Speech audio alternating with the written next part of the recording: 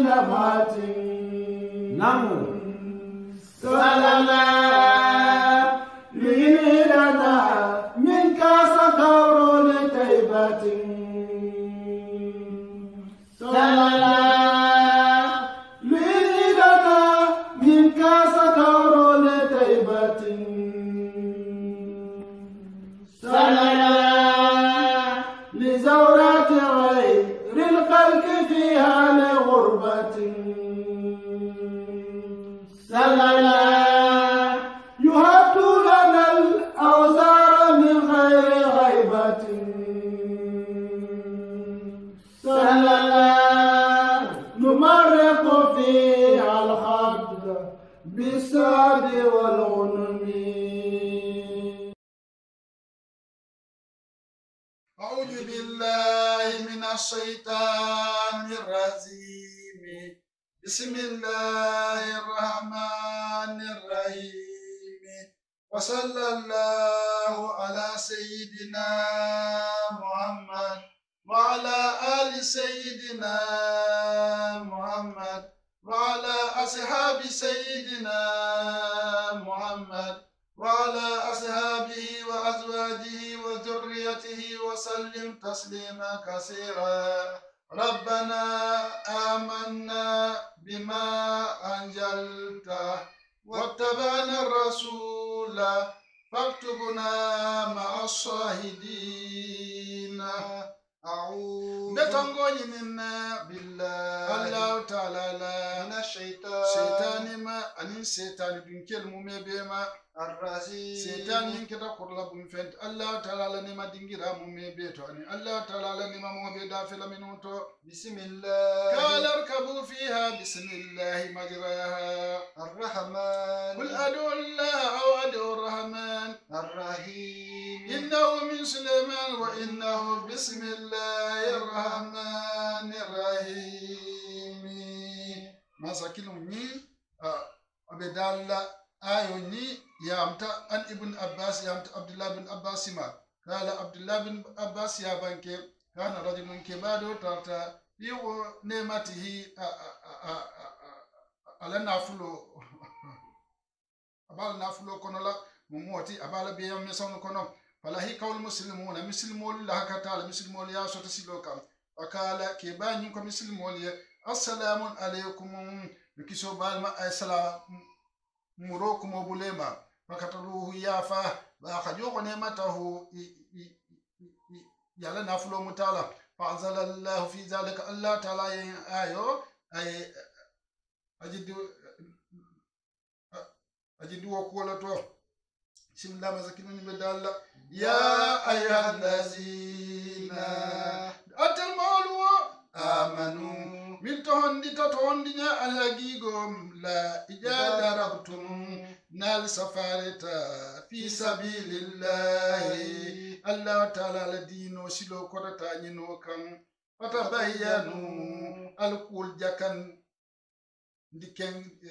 كندك ala jakandi kendeke hanfo mumuno nin kafirol ye bale nyonto wala taqulu alkanafo mumeke liman moye alkasalama mi yesala murokuma kan fay ilaykum do alima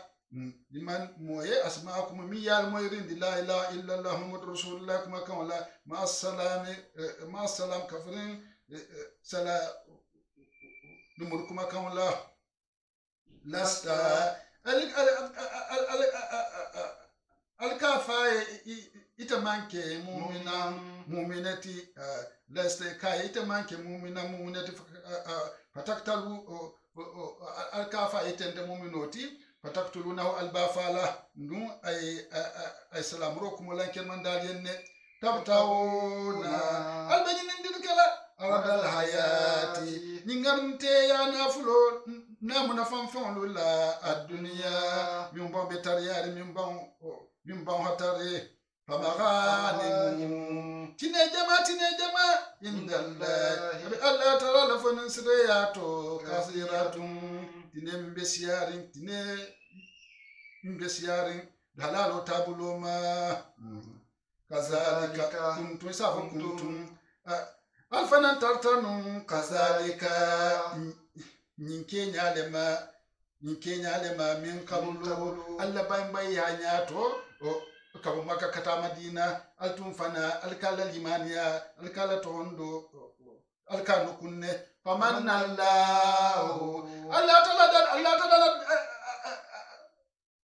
Allah ta'ala na fanin siraya alaykum du alma bay yala bil hijrat bay yala min bainil kafirin kafirul tema fatabayanu filan jawni ni mutakido ni wolti ka kogol yandima al kunyalu jahandi ala jakandi kendeke janab al bimuno fala inna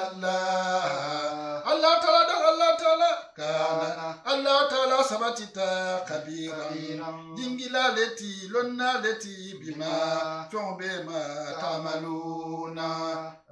do albe mimbarala alhamdulillah ma bi sunyala amina fa inda Allah maqan qasiratun ay khairun tine min be Allah ta'ala bala fanin sirri ya to khairun kotine la fi samimma katami fa wala rakibatum fihi atalbenu to siya la feminto min ardil hayati dunya ni wolmu ni dunya na fuloluti ana na fam fewle allazi dunya na fulu ko min hamalakum mi yal duni mumoti mi yal pousse ayal nyori ala qatl misl hadha alladhi nyimmo nyohondo fala nyinke nyohondo fala alkasalam mi salam alaykum kumubula ilaykum alma wa azhara ilaykum aliman ay liman ya lan kelman dali ala to ondo lan kelman dali ay kalmatu sahadatu fo fataqafaltum alyalfan binandi anuhu ala anala kalmatu sahadatu fo la anala alkonton la alyalfan nandi aliman yala wattahamtumuhu aliyatuhumi bil sanaati albaranyu yala ka foko abuki kan business siran doron nati alkamatu saadatu fo ani ala salama ali kumbulo alima wattakiyati ani fan tangarantun litabdagu falsinindir ko la ardal hayati dunya mun fan fona na fulullah fama fammi inda Allah min Allah ta'ala la fan siriyato min al ma'a ni wala mutineluti al halal min kata halaloti khairun wal hafisalakum aliye min mali haja katami ni mu'mino ni na fulul alamin fatin wa qawluhu ana Allah ta'ala ana la dalo kazalika tan kuntum alfanan tartanu kazalika tenne fanfani ni kenya sifale kan min kabulu jannala bay ya nyato famanna Allah ta'ala na tafanin sirya alaykum do alma ay afasaro kal kuntum altun tartanu min kabli haja hali ni alhalu nyato ka haja alladhi iko kenyi alamin fa yusuru imanahu min balad imaniya abanuhunna yukfihi abanuhunna min qaumihi alamuluma ama kala ta'ala Allah ta'ala adal nyamin wazkuru iz antum qalilun ani mira kende ketma min na altelu qalilun alyir gobe do yaade altel muslimol mustalafuna fil ardi alkataga hum multi banko kan almansiya sembetalla takafuna albislani ayataqattafakum an-nasu mulkana talu ikana taljasun kafaru siandal kan fa'awakum Allah ta'ala halkafu ala de maro kan nuwante ayalgiya kalsamba do Madina wa ayyadakum ayal semente ya binasrihi ala de maro la alhamdulillah an sa'idu ya ta sa'idu ma dun jubair dun fi qawli Allah ta'ala la indalo to kajala kuntum min qablu tastakfuna alfanan tatanne e bilun nyato alla bay ya nyato tastakfuna alkan kundirke imanakum alla tondola kama astakfa hadha ra'i iko be yankanta la nyen kundirke nyami bi imanihi alla tondola alla limani yala wa qawluhu ani masakilun ni nakuma kan fatabayyanu ni ala ku jakandi kendeke mumin alna benta nalbe safala banko kan alni mumin benta jannal be barla kamma ka kida kan kafa ala ku jakandi takidu ni mugolya ndir lati lima fon ye taka dama taki taka dama fatabayyanu do follow min tambita alhamdulillah ma bi sunni ala wa qawlu inna la kana bima ta'maluna kabiran qala sa'id ibn jubair ko allah ta'ala la indalo allah ta'ala akitaluna lunalati yingila le mari fon be ma albe min barala guloto banketo haza ako allah ta'ala la ni ayo ni hadidun ni mu konwala la neti ni mu konwala roleti wa idun ani konwala rotugun ni masakilon do abedalla la yastawi alqaiduna silal me kaya mu'minke minal mu'minina mu'minul to ghayru ulil darari fotora dunkelu fomantora dunkelu dangarol be minna woto mu'minolu milyalon ko isita jangartela walte kanyannola wal muzahiduna ni jihadu lalu fi sabilillah mi be jado ke ka allah taala la dino silo ko ta ni noto bi amwalihim be jado ke kan ilana fululula wa anfusihim ibake kan bi famu jato fananna فضل الله المزاهدين الله تعالى هجد للف سمنتي يندي بأموالهم بالبجهد كي كان لنا فلول الله وأنفسهم دني فمجاتو لا على القائدين أيف سمنتي يندي سجلالتي درجة كبير بدرجة لا بالبسيلة إتتا لجهد لا غير قول الدراري من ما كتورا دون كيروتي دعارتي لا فستيلا منسي يكمانديا بجهادولا بسم الله وكلن الله تعالى دال نيمو بيبي كينكنا مي جهادوكي على نافلولا انا تجهادوكي افون جاتولا اني مي على نافلو بوندي ان مي على نافلو بوندي bara fon man taji hadola ani mo min fana halon ko jado nganne bala bari ajara ken jata bulu nimbe kin na wa adallahu allah taala hanina leke alhusna ninya isa wa adallahu alhusna allah taala ay arjan ay baraji kunimma ayole nyina nyimume beye isa fana wa adalla allah taala kilin na be nyina alhusna barajiku de nyima ma lela allah taala ala barajiku nyima ma do arjanna dum la moti bari arjanna pala solu adara julu itakela kilinti allah taala ha ko indile بسم الله وفضل الله المجاهدين الله تعالى جهاد الله لف سمنتي يندي على الكائدين سيلالتي بغير عذر بكم الله سيو ما كلام جركانتي عذرا براجلا عظيما براجو من بنيارين يعني ثوابا وافرا في الجنة براج جمالا الجنة كون الله درجات والمسلمات يا كلتي منه من بفتنا الله تعالى لا ومغفرة أن يجد بكفر ورحمة أن النعمة أن يننت أن النعمة إسافة تقوم درجات كو أرجنا دول كو كي درجاتي إسافة تقوم درجات والبتر لا درجة جمالك أرجنا كون لا منه درجة من فتنة الله تعالى لا ومغفرة أن كفاري جنوب ولي ورحمة an nemani hinnante ya kisindila kara yankatoma wa kana Allah ta'ala sabatita ghafuran kafarla balati moye mintu bitami ya fanna sagi siyola amamba kila bafe dokata jadidula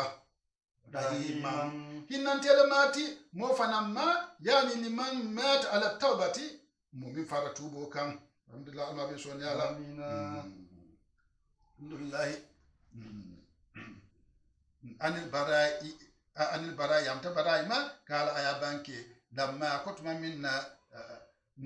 nunna jalati birin ayo nyinjita la sabil qaiduna minal mu'minina da rasulillah alla kilaba kiliroke sallallahu alaihi wa sallama kisinne baba kilaba ma zedan ajedu kili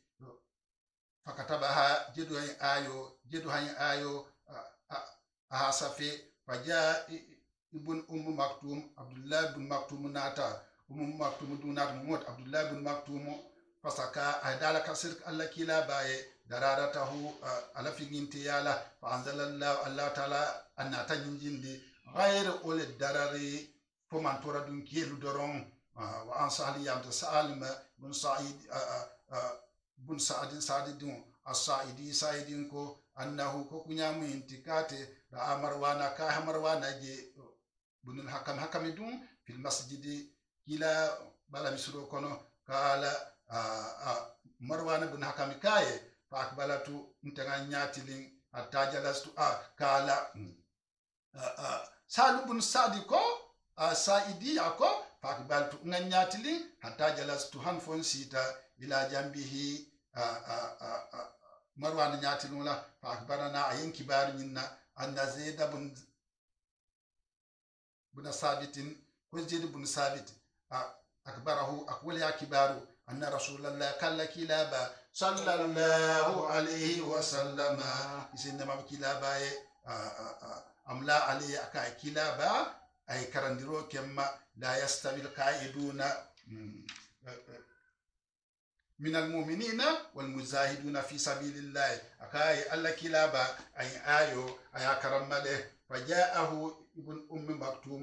abdullah ibn maktum natakan wa yumliha ayatara kilaba bin ayo karanna alayya ma abakaran nanye kala ako ya rasulullah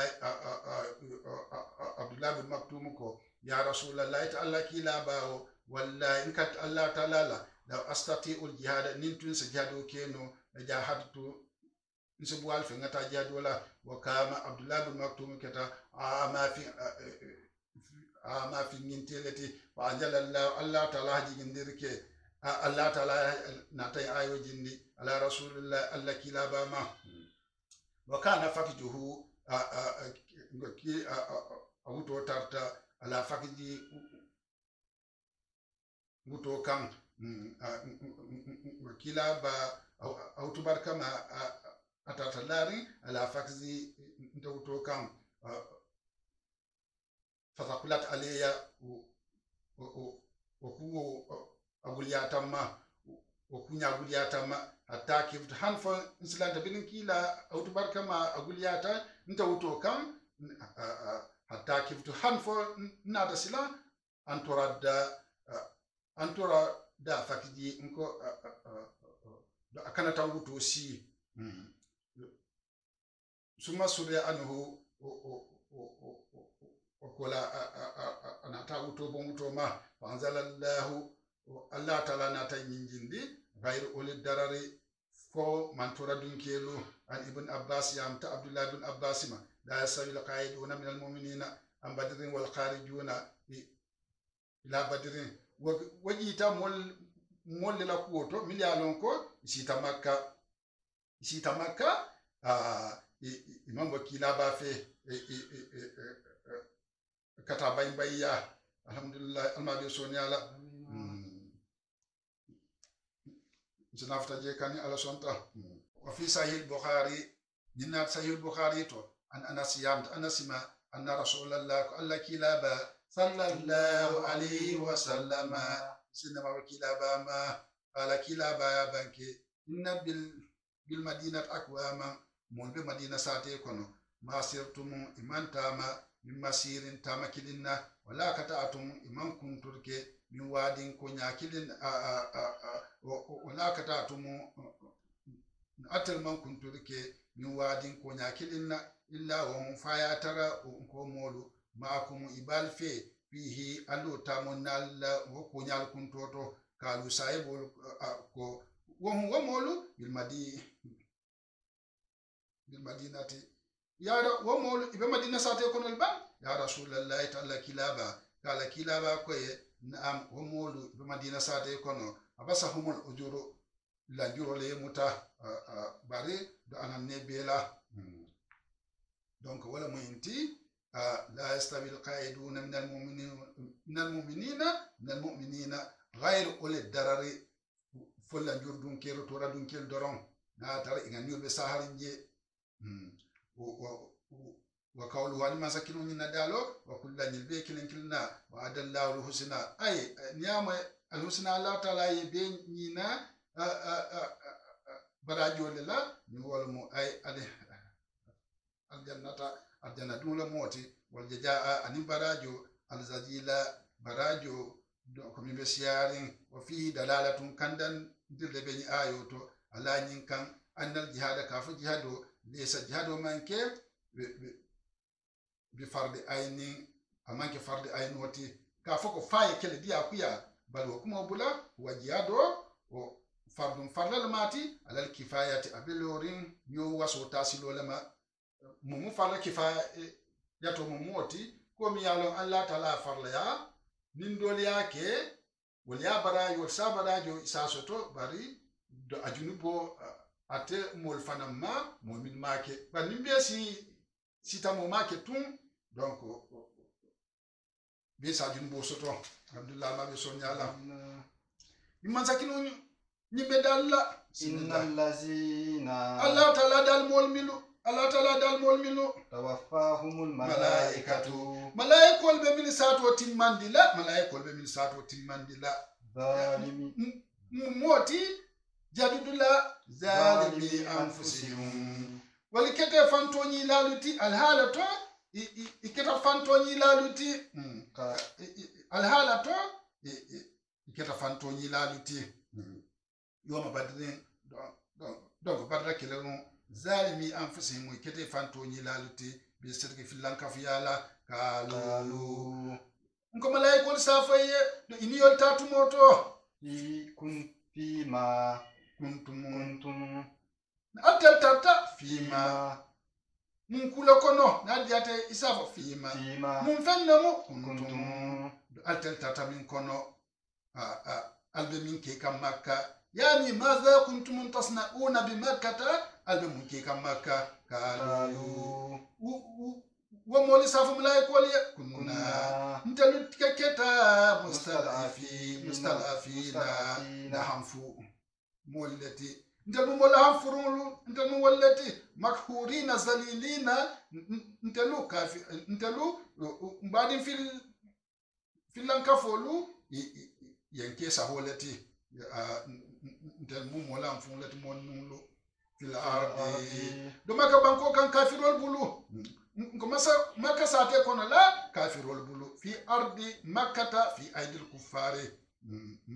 makka sate kono la kafirol bulu kalu malaikol sa banke ye alam takun ardullahi afal allah taala la banko manke wasi'atan yiba fenti iko madina na jondol libe nyamin fatu hajiru fal fansi bayya hakil alfansi bayya fiha Allah taala ala banko nyakan ni wonte ka bayya kila ba fe dokata madina ulaika Allah taala dali wo mol min jette wo jama min jette wo man kudi jawdun kelu malaikolu yamin fa donc barla kelelon ma wa wo mol kaf dingira ani laban dingira jahannama dimba kono lomo wasati jahannama dimba jawyata masiran do laban dingirati suma bayana ko la Allah taala na tana lan kelmandirke la yudun kelu taala illa al mustalafina المستضعفين fola han fumol dono min arzali kemo kotolu to kebalu to ngo min han futa won nisai ani musolu to wal wilidani ani dinnu kortol luto sem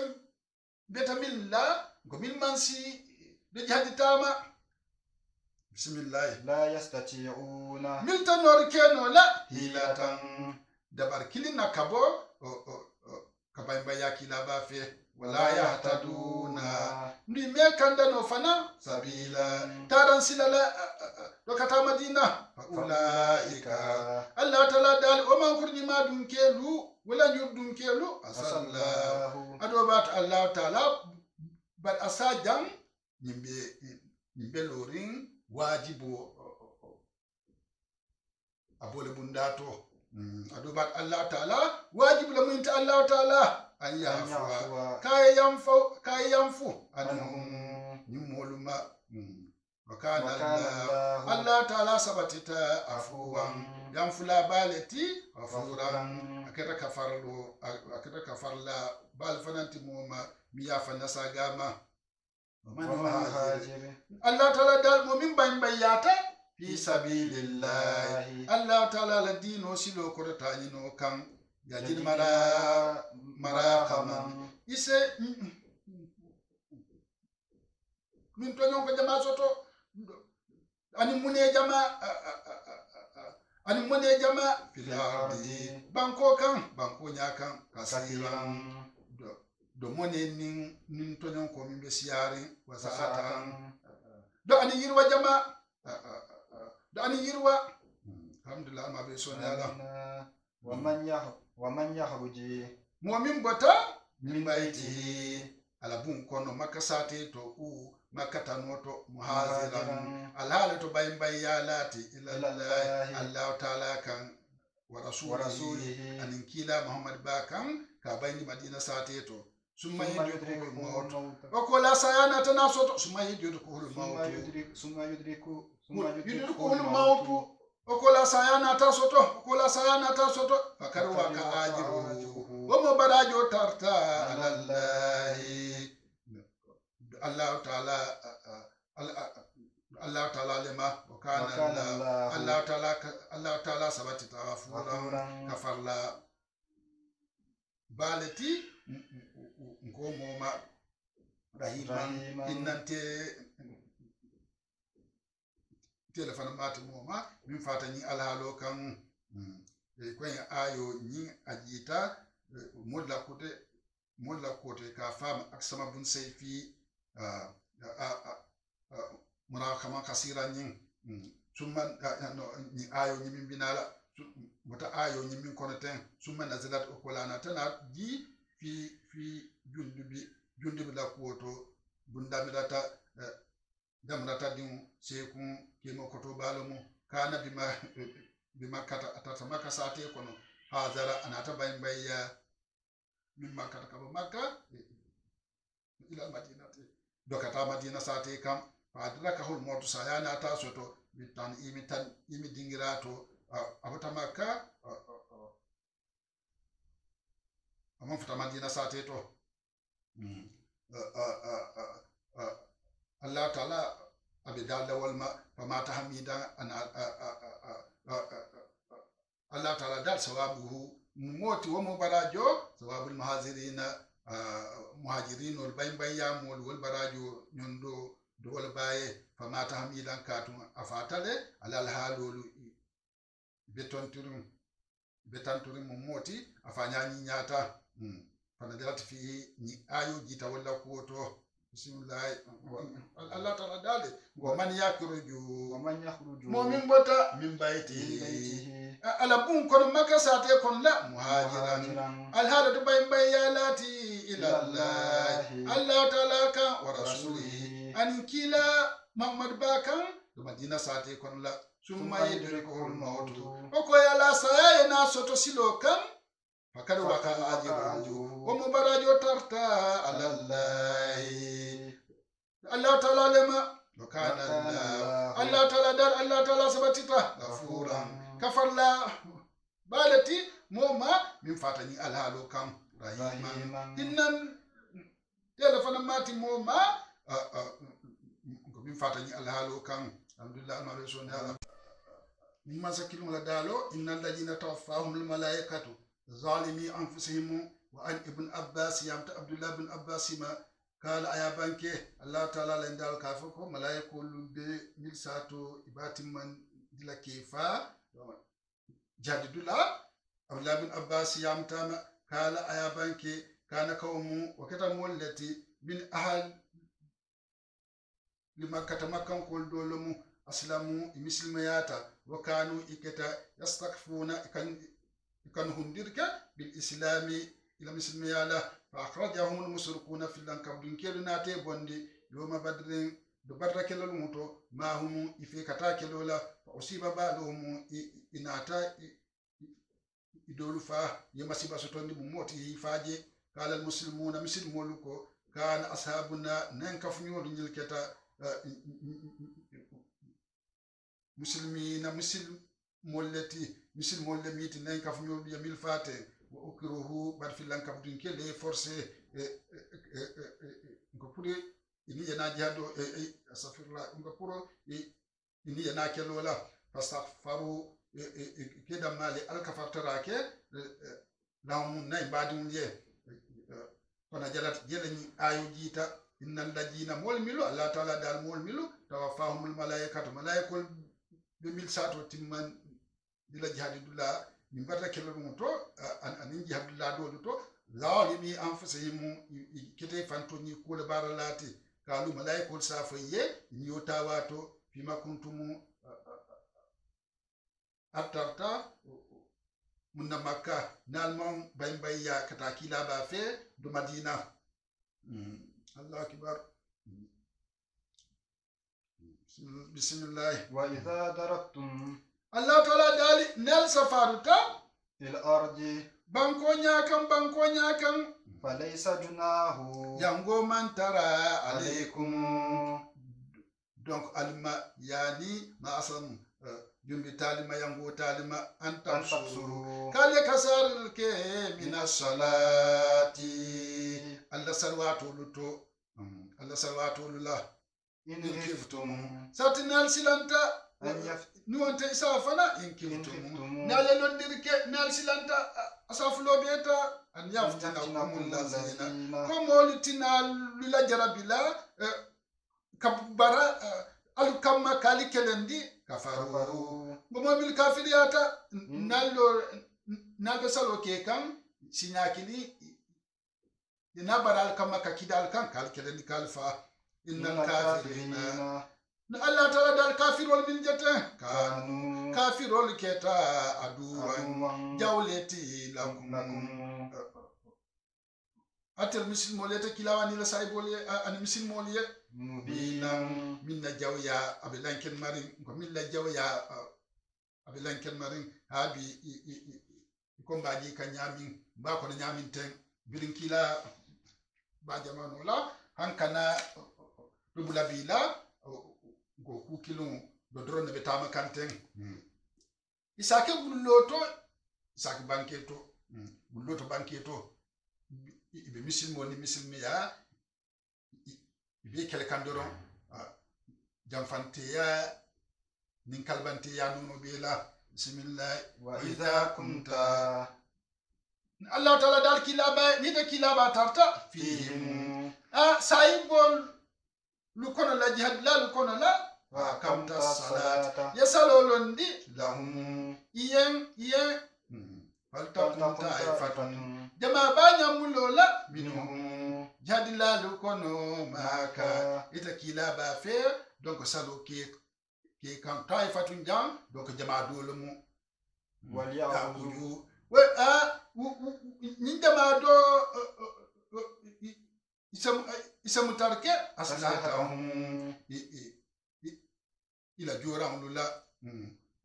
waliya kuju isamu tarke aslahum ila joram lula inas sali ni takila tarta saibol fe jihadullah ni salwato sita sitambi inyato jama sitala fulati jama do halo inila kele joran lu faija sajadu ni suji tadoran moti ni arkan kilin sali ita kila ba fe wal sabaje falyakunu wal sita tara wara'akum alkoma ma famala wal ta'ifatun jama dosina okra jama kuta mod jama fule jawni sina lam yusallu mimma arkan do folo ima salita kila ba fe fal yusallu wal faras arkan fule jaw sali maka ita kila ba fe wal ya'budu isa mutarike hijrahum ila fankantaran la moti ne dorgolu ni wona nyohondolu la jawol kama wasilatan aliya la fantankaran aliya muta wasilatan adila joran isi da joran fana muta sila fantankaran lu muta adila joran lu wadal ladina moli yanin nata kafaru mol bil kafiriyata law takfuluna la tunyinatanu an aslahatikum alla joran luku alla joran luma alla joran lula wa amtiatikum ana la kalmiran lula fayamiluna isbaral kama kamila kabara alaykum alukama alkelando kama analfa kama mailatan milar nyala wahidatan milar nyakilin mumoti kebar nal kama kal terandi sinya kilin kal be sanko wala junaha Allah taala dari yango mantara alaykum alima in kana azam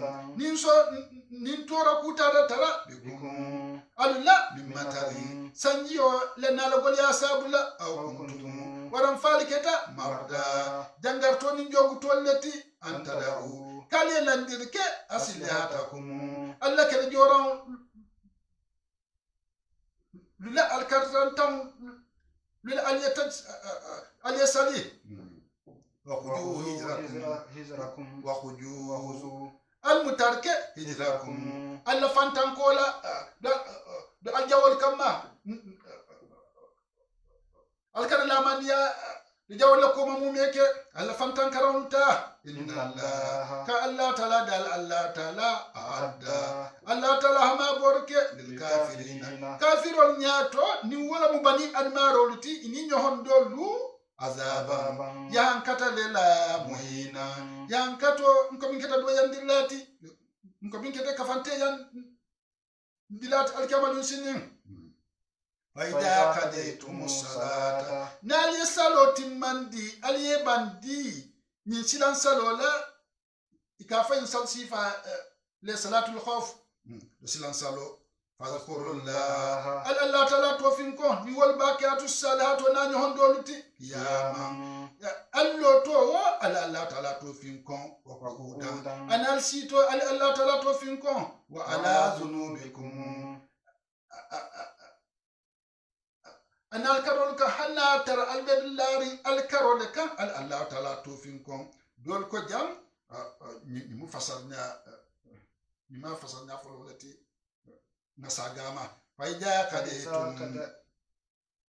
kadaytum nali bandi as-salata bisalo kela fazkurullah Allah taala tofinko mumod sayin asisal no le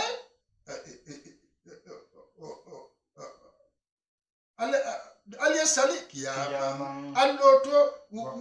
ko salo wo fazkurullah jam dol ko salo da bol mano to al sali allolu alloto woloto salo be molle ko min jatu be ken yari waqudan nin jangaro balla so jangarto balu kono aliyesali wala zunubikum nin jogo nin jangaro nin wala balilla alsimoto lono la alilal karol kan aliyesali فإذا تمننتم بنلا من يتجول لكما الساي جيتا كتال لول كون لا كوردال كون لا الله ساتل كون لا albillaman yarin faqimu salata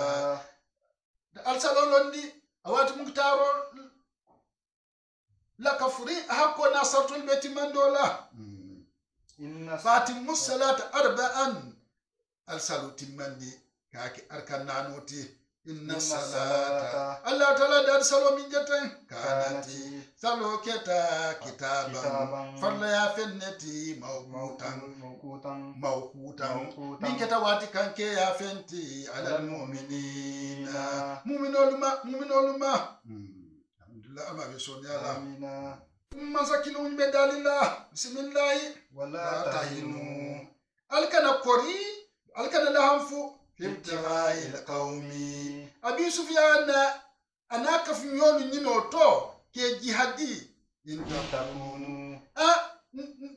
naliketa talamuna nalbe dimin na jogo la ni jogo bal dimin na danim busaro nim faro fa innahum itel fanal ni filan kawdin ke lu itel fanal katun birin ayo ni beji la ayatara abi sufyan amanto hondi itel filan kawdin ke fanalu fa inna itel filan kawdin ke fanalu ya'lamuna ifanal kadim ne nimbara boy ko nimbara mayeso to an tamba sorolu ifanal kadimu jele amata alamuna ikal kadimin nyami iko jogo kal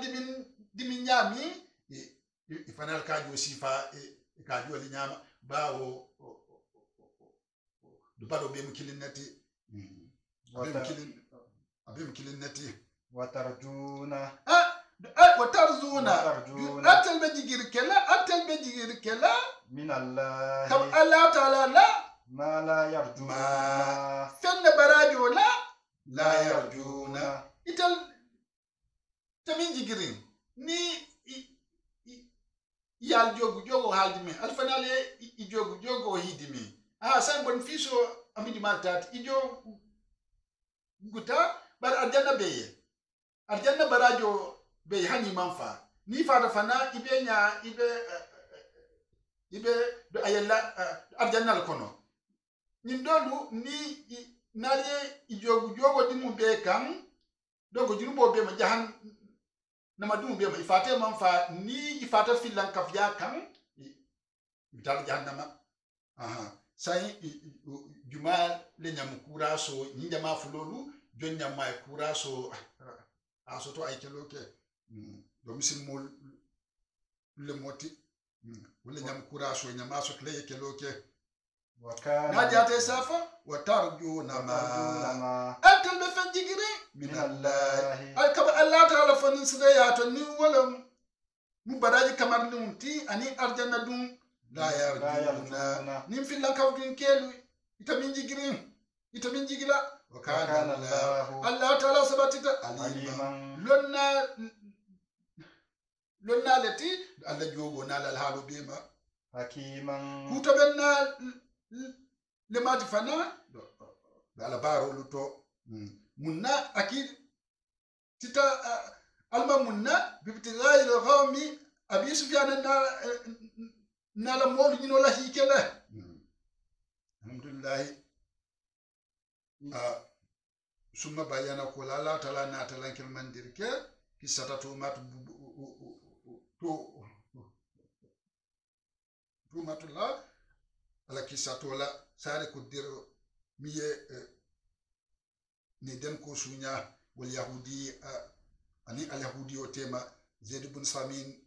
Samin lamo alladhi Zaid ibn Samin minu min rama tumatu ya tumi bi sarkati sunyaro la alhamdulillah ma bi sonya la bismillah inna anzalna Allah ta'ala anzalna nta Allah ta'ala nta la jigindirke ilaykal kitab ilayka ya Muhammadu alkitaba القرآن بالا نادا تسافر إننا نت الله تعالى أنزلنا الكتاب نت سيدنا جبريل يا مرجيو لا أني القرآن باتي إليك كنادا تتكيلا باما bil haqqi to nyaadoro nebe alquran ba nyin ko ngajindi fanan litibyan al haqqi wal batil ka to nyani fanyabo nyonto litahakuma fesa kiti bayna nasi molutema bima fanna arakallahu Allah ta'ala hilondin diminna fesa kiti to nyala bayna tumatu tema وزيد بن سمين دان زيد بن سمين تيما بما علمك الله في القرآن وبين فإن الله تعالى لندن دمنا الحالو تو القرآن بانين كونلا الله تعالى أياكيتو لانكن من ديجي ولا تكن إكالك موميك يا محمد قسيما ديما لا تمومي للخائنين جام فانتيمي يكو توماتنا نيهون dol be nyami ayne den ko sunya atata akarfanyi alahudioma ina tabla sino ma itata atara alahudio ni yaba iko alahudio ni malon kaya sunya ba dol dum fana ko ne den ko nyin iko mun ko le ba ko se fonyo mun kulam ban fokinti mun kulam malo yaji wo jujur ka da anoma iko iblata wo mun ko le noma itata dum han alahudio na ko dakon alahudio ko akatele akarfama yaji alahudio ko tu mat ko le akarfama tu mati hadaja akate makarfama yaji ha alla kila sallallahu alaihi wasallama ha alaftalla la tu mat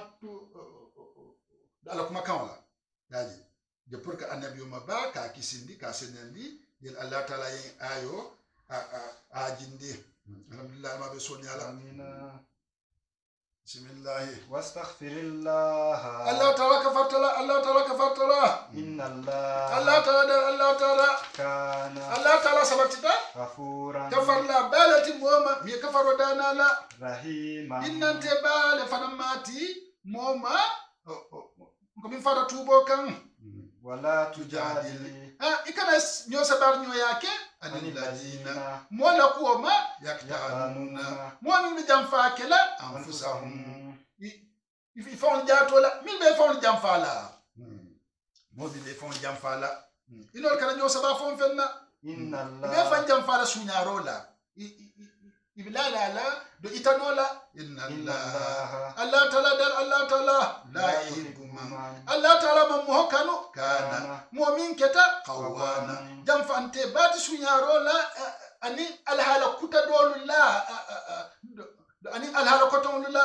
asiman min kata julbin tumbat yani faziran bil half al qadhib wal buhtan ala al bari akete kalilati akita mokurumbati akete kalilati fana do kal fanya la fanya kan aninka fanya fun la mubarirun la ko li hasunyaro ke ani wona nyo ndol mumebe ani wona nyo ndol mumebe birum mo kurumbal mawo mil be kala fanya kan mil be buhutano be fanya fun la molula alhamdulillah yastaghfuna Allah ta'ala dal ibe fanu kunna minan nasi mol masunyaron ni alhala koton ma ani alhala jawya koton ni kuru ya ko ma wala yastaghfuna bari imenu kunno min Allah Allah ta'ala ila alhala men kunno Allah ta'ala made wa huwa Allah ta'ala ma'ahum Allah ta'ala la londo be fele wato be to izi ituma minna yubayituna ma ibe fon faniken dila ibanu kunna ininjam fante ya be lala ni ibanu kunna dol ko ininjam fante ya be lala inabe fanike la dol ko ibanu kunna la yarda Allah ta'ala me dunya fam mimma min al-qawli kuma kan luto wa yaquluna min al-qawli ma la yarda Allah ibe fam fola kuma kan luto Allah ta'ala da ala dunyota min to kana Allah ta'ala sabatita muhitan goden katulati bima fam be ma ya'maluna ni mo kurunlu min barakanten alhamdulillah almabe sonyala amina najate isafo wakana Allah yafalo kana Allah ta'ala sabatita muhitan goden katullalati bima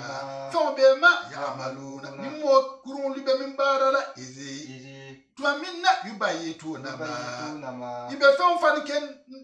dila nuwan tɛ inin fɛn bɛ fani kɛ la ɲɔgɔn tɛ nuwan tɛ ibe fɛn nu kunna la yarda ita kila me dunya min alqawl la yarda Allah taala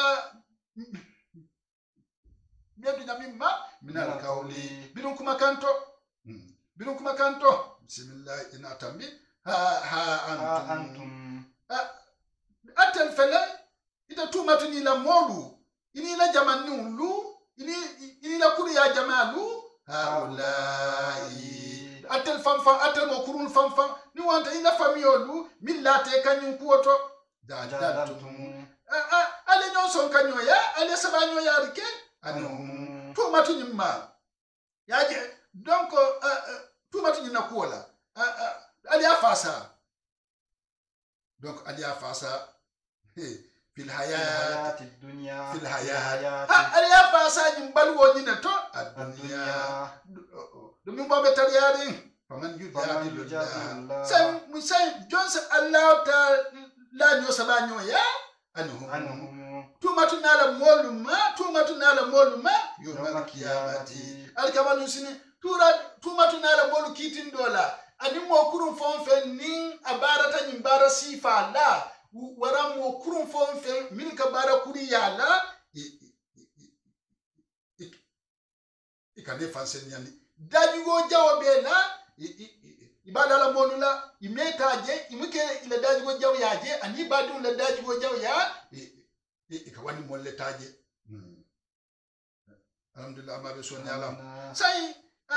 afela aliye tumar fasa ni dunya jan sai jombe tumatu ni jombe akisin dilanda yankato ma la karalun sinin ya jomba fasa la jombe Allah taala nyo sabanyo yala tumatu ni na kuola pun kana yankato kupakan njombo kila silen la karalun sinin Allah kibar amman waran fanu wanta mu'min yakunu mu'min sakeno wakilan wakallati alayhim tumatu nala moluma nuwante tumatu anala kafo moluma alhamdulillah jon sekeno isankaya talati ye Allah taala la yankato kanyorima anika Allah taala kala yankato kabayindima joso nono la karanu sinin yaji bismillah wa man ya'mali man ya'mal Allah taala dali mu'min barata su an kuja wala sunyaro na nyondole iko tumati yake nyaminte ani mo fanana barata nyimbara sifa la au yazlimu nafsahu wala mfa ya fantoni kuo bara bil halfil تلك الفنيالة والبهتان أنك فنيافم لا على البريم وباريرهما ثم يستغفر الله وقولا لين كوجا وبيكي كولا نالا كريا كوني بيكي كولا نات الله تعالى كفر دان الله تعالى ما أيافن نساج الله تعالى ما يزيد الله أسأل الله تعالى ترى غفورا كفر لاتي دعجن بولولي رحيما هنان تباتي Allah taala asatar kafar labati rahima hinnan teti do ala kafaro mutola simla alma be sonyala man yaksi isman Allah taala dal mo mi ajul bu bara iko sunyaro na nyondol be nyami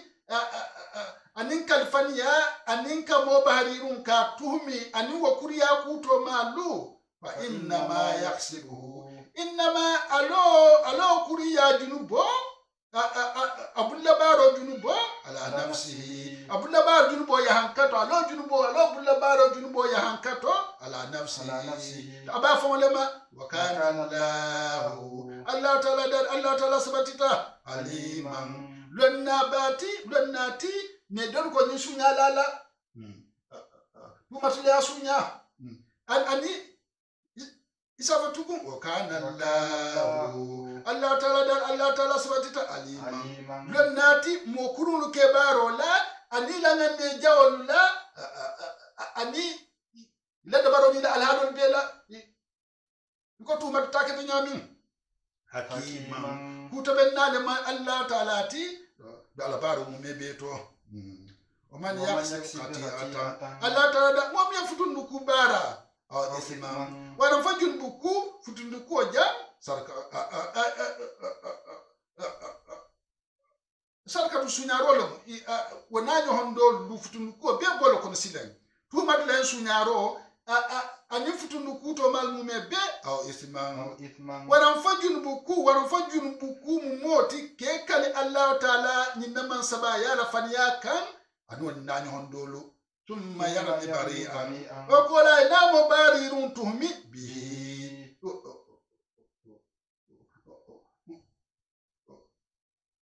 alo kuja wala iko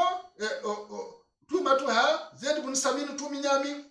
wananyo ndol alhala fanan na borta ni sifa kan na keta ni sifati ye kuja ba ke ikala molula na sunyaro ke yala molula ye jeno ke yala molula ye kalbante ya ke yala molula yaji wona nyondol kuja ni kalbante ya ko momo ni yake be alhalo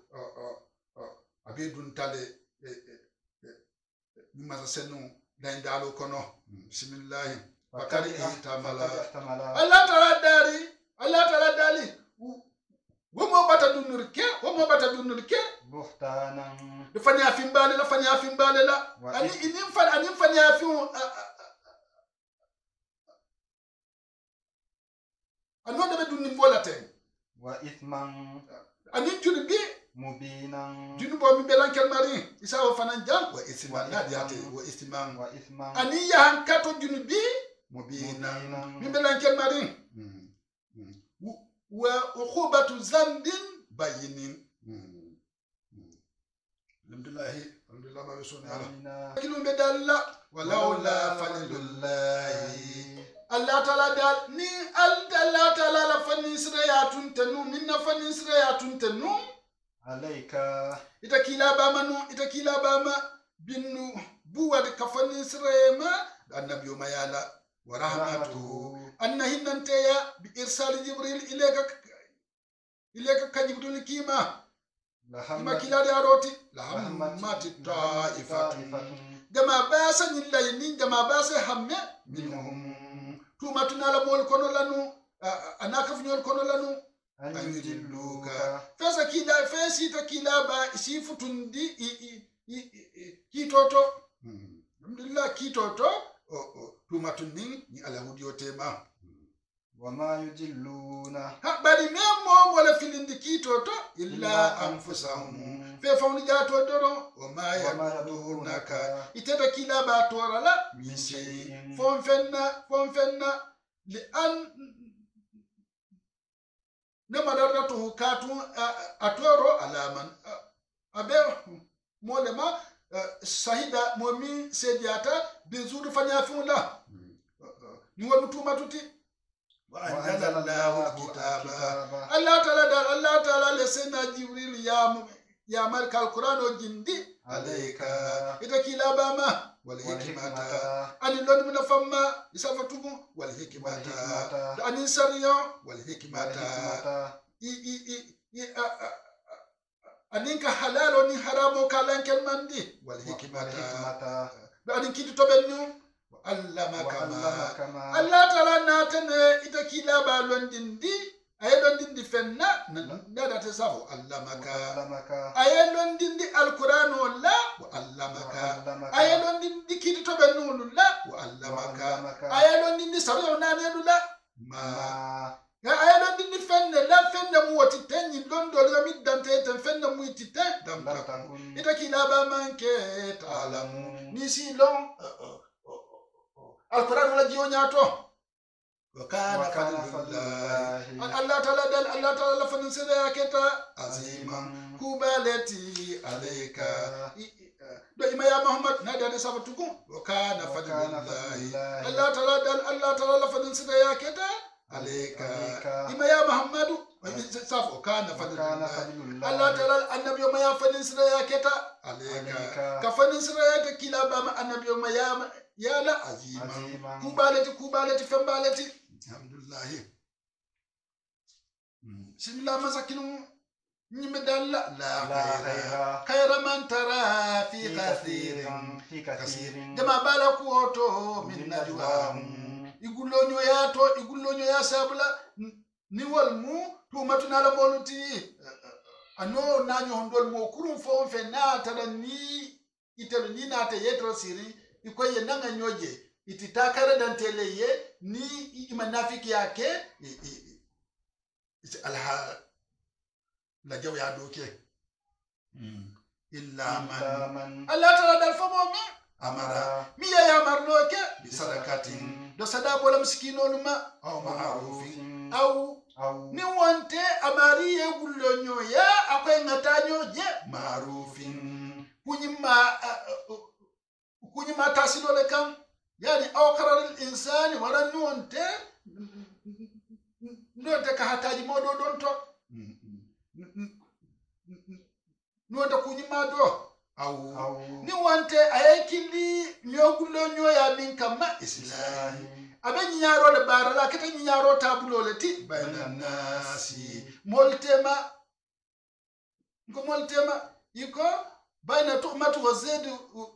bun samin yahud iko tuhmatu tema an zaid bun samin al yahudiyo alhamdulillah ma besuna adon nyanyo ndol fonfon fada nani nyinkito nana mununta alqur'ano abe kuma kan kito belema ani alhalo bema ومن يفعل ذلك momiyo yo wanyinya kuwa yo bara kamoya mari ka gullondi sadabola ni wonte mo korlum don tola ni wonte badim malu temo nyinyandola ni wonte alhalo li nyinyandola kunyi malkela ibtira amardatillahi amma fonven kama fa Allah ta'ala la dunyonyino kama fasofa wajibu muyinti nuti nsomo so azram barajila aziman barajo yo mi bunyari alhamdulillah ma be soni ala kama zakinu mbedalla wa man yusaqiqi rasula momiye kila ba walinyoya ala tauhido to anin tauhido minnata danala kitoto ni won mutuma tunanyondo luti ani mimbarata tumat la baranyala mimbaadima fawtambe ko la tabayyana luda kando ni tauhido ni kiditi no lanken mata lahu tumatu yani wonte o mariye mimbarata imbaranyama wayattabi'a ana tablanno marke ana tabaturke ghayra sabilil mu'minina mu'minolu tanola silola ni wala mo filan kabdun kelu la dinoti ni walli ni so mo bisin din satu ma nsa bisin ni fawla ni wonten satu fambulu tawalla atamo fami suandi ni